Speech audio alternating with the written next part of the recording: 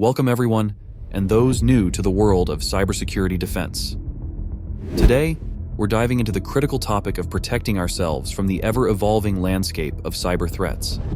With the emergence of AI in our daily lives, the need for robust cybersecurity practices has never been more pressing. Join me as we uncover 7 simple yet effective ways to safeguard your digital life, straight from the playbook of renowned international cybersecurity expert Dr. Tim Maurer. The risks to our finances and our very identity posed by cybersecurity threats were scary enough before the machines started to think for themselves. Now, with the emergence of AI into our daily workflows, it seems there is no better time to take another look at this issue and ask the question, how can we best shield ourselves from cybersecurity attacks? And who better to ask than an international expert on the topic? In this case, it wasn't hard to find one. For years, my work in the arena of personal finance has oft been confused with the writing of one of our foremost cybersecurity experts, because we share the same name. Dr. Tim Maurer is a Harvard grad, former Homeland Security appointee, and current senior fellow at the Carnegie Endowment for International Peace. After being confused many times online, we finally decided to team up for an article to help you shield you and your money from the myriad threats posed by cybersecurity attacks. Maurer is regularly considering the impact of cybersecurity on large corporations, municipalities, and countries. But I wanted to know, when you think about cybersecurity and its impact on individuals and households, what are the first few recommendations you'd make for us regular folk? The good news, he told me, is that there are several actions you and I can take. Some are classics that still apply today, and others are helping to keep up with an ever-evolving landscape. Here are 7 ways to shield yourself from cybersecurity attacks. 1. Use multi-factor authentication. Multi-factor authentication is when you log into your online bank or other important accounts where, in addition to your password, they require another form of confirmation, like sending a text message to your mobile phone, for example. Most accounts these days give you the option to add multi-factor authentication, but many of us just hit the skip button and move on with our days. But clicking Yes, Maurer recommends, could be the very step that helps secure our accounts. 2. Choose harder-to-guess passwords. Yes, this one may be old news, but I know there are still people out there rolling with 1234 for their PIN code and password for their password. A strong password will have at least 12 characters and include a mix of upper and lowercase letters, numbers, and symbols. And maybe you've evolved to use a better password, but you use the same one for just about everything. It may be time to use a password app or third-party service where you only have to remember your primary password and it generates unique, cryptic passwords for each of your logins. Dr. Maurer acknowledges, if you are a large company or a government, things like concentration risk may be a reason not to use a single third-party or app that will hold all of your passwords centrally, but it's not something you need to worry as much about as an everyday American. Here he made another excellent point, that there are trade-offs to be considered in all of these cybersecurity decisions. So while there may be a slight risk to an individual for centralizing all of your passwords with a single entity, there is a greater risk to attempting to maintain scores of disparate passwords. 3. Don't log into sensitive accounts using unsecured networks. Yes, that means the networks at your hotel or on the plane. 4. Freeze your credit.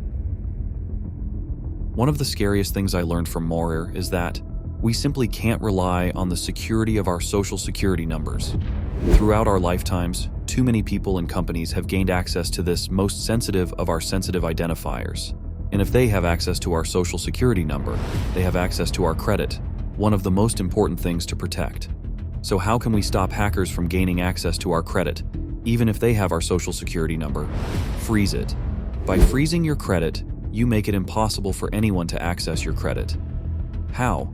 Go to each of the 3 major credit bureaus, Equifax EFX, 1.5%, Experian, and TransUnion, and freeze or lock your credit.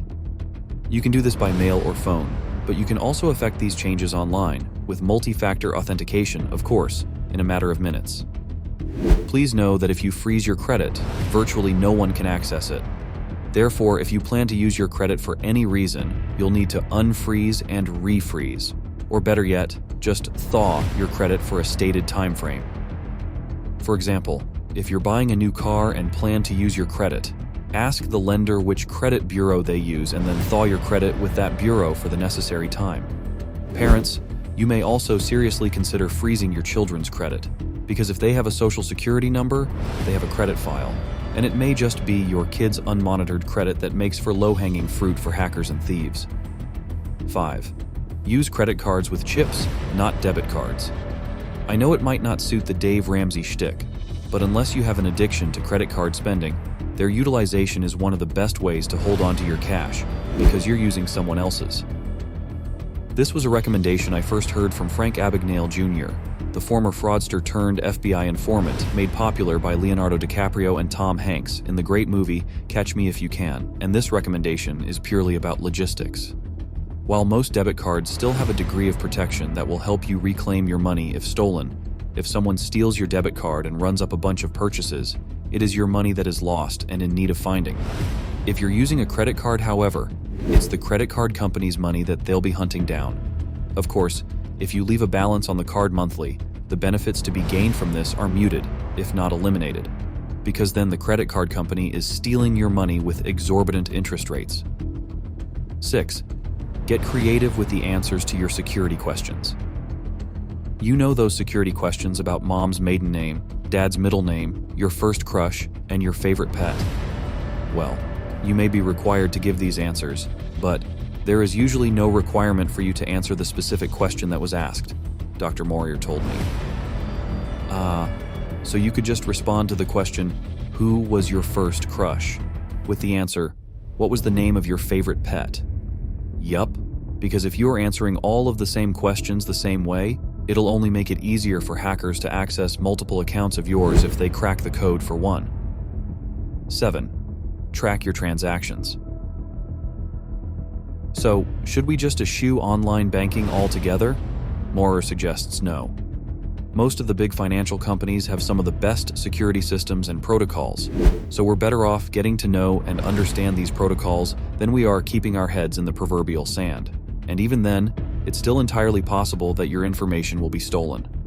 There's only so much we can do to proactively forestall this eventuality. So one of the best ways to ensure any damage is limited is one of the most old-fashioned, track your transactions.